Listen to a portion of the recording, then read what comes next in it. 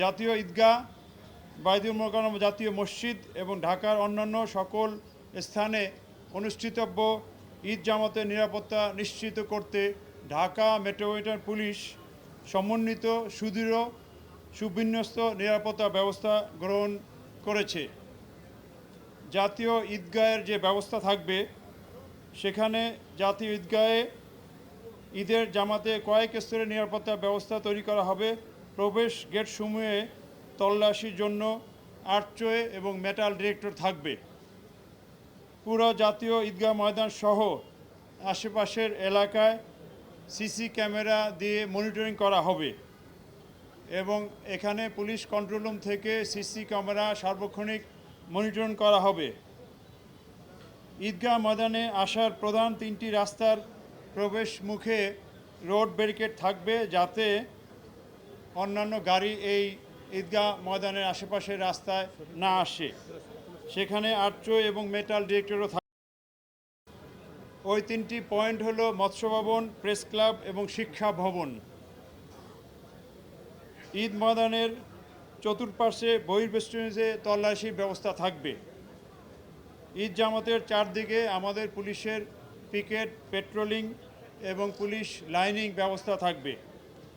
মূল গেটে আর্চওয়ের মধ্য দিয়ে সকল মুসল্লিদের ইন করতে হবে, যেহেতু এখানে ভিভিআইপি উপস্থিত থাকবেন। নারী বা মহিলাদের জন্য পৃথক প্রবেশ গেট এবং পৃথক নিরাপত্তা ব্যবস্থা থাকবে। ঈদগাহ ময়দান এবং আশেপাশের এলাকায় সিটিটিসির এবং স্পেশাল ব্রাঞ্চের সুইপিং টিম এইসব এলাকা সুইপিং করবে। আমাদের ডিএমপির bomb disposal team stand by থাকবে। আমাদের স্পেশাল ফোর্স যেটা সোয়াট এবং সাদা পোশাকে ডিবি এবং সিটিটিসির সদস্যবৃন্দ মোতায়েন থাকবে, যাতে পুরা এলাকা ঘিরে অন্য একটা বিশেষ নিরাপত্তা ব্যবস্থা বলয় তৈরি করা যায়। কয়েকটা ওয়াচ টাওয়ার থাকবে, সেখান থেকে সংশ্লিষ্ট এলাকা মনিটরিং করা হবে। আমাদের অন্যান্য নিরাপত্তা বাহিনীর সাথে সমন্বয় থাকবে। সমন্বয় অনুযায়ী আমাদের ডিএমপির পুলিশ সদস্যগণ কাজ করবে। এছাড়া ফায়ার সার্ভিস হতে ফায়ার ব্রিগেডের ফায়ার টেন্ডার প্রস্তুত থাকবে। মেডিকেল হতে ইমার্জেন্সি মেডিকেল টিম থাকবে। বাইতুল মোকাররম কেন্দ্রিক যে নিরাপত্তা ব্যবস্থা, সেখানেও আলাদা প্রায় কাছাকাছি নিরাপত্তা ব্যবস্থা নেওয়া হচ্ছে। অন্যান্য ঈদগাহসমূহে আমাদের পুলিশ যথারীতি মোতায়েন থাকবে। এখন জাতীয় ঈদগাহ কেন্দ্রিক যে ট্রাফিক ব্যবস্থাপনা, সেটি নিয়ে একটু জানাবো। ঈদগাহ কেন্দ্রিক ঈদ জামাত উপলক্ষে নগরীর কিছু কিছু পয়েন্টে ডাইভারশন দেওয়া থাকবে।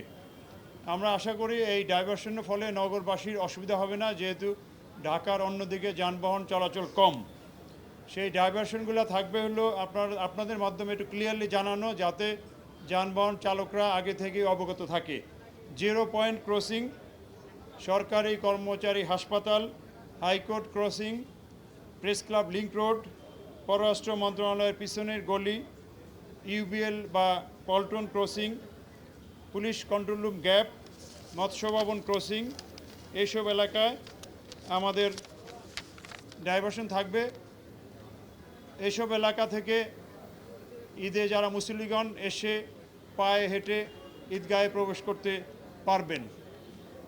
একটা বিষয়, অনেক গাড়ি দেখা যাচ্ছে যে ঈদগাহের এলাকার আশেপাশে ঢোকার চেষ্টা করে। আপনাদের মাধ্যমে জানাচ্ছি, এই চেষ্টা যেন তারা না করে, যে ধরনের গাড়ি হোক না কেন। জাতীয় ঈদগাহে আগত মুসল্লিদের প্রতি আমাদের সাধারণ অনুরোধ, নিরাপত্তার স্বার্থে তল্লাশি কাজে সহায়তা করতে হবে। অর্থাৎ আর্চওয়ে গেট দিয়ে প্রবেশ করতে হবে, ব্যাগ বা কোনো কিছু আনা যাবে না। অন্যান্য যে নিরাপত্তা বাহিনীর অনুরোধ, সেটা রাখতে হবে। ঈদগাহ ময়দানে কোনো প্রকার ব্যাগ, ধারালো বস্তু বা দাহ্য পদার্থ নিয়ে আসা যাবে না। ঈদ জামাত শেষে তাড়াহুড়া করে না স্থান ত্যাগ করে সুশৃঙ্খলভাবে ঈদগাহ ময়দান ত্যাগ করতে হবে। সন্দেহজনক কোনো কিছু মনে হলে নিকটস্থ পুলিশকে বা 999-কে জানাতে হবে। এছাড়া যে কোনো প্রয়োজনে আমাদের ডিএমপি সহ অন্যান্য আইন শৃঙ্খলা রক্ষাকারী বাহিনীর সাথে আপনারা যোগাযোগ করতে পারেন।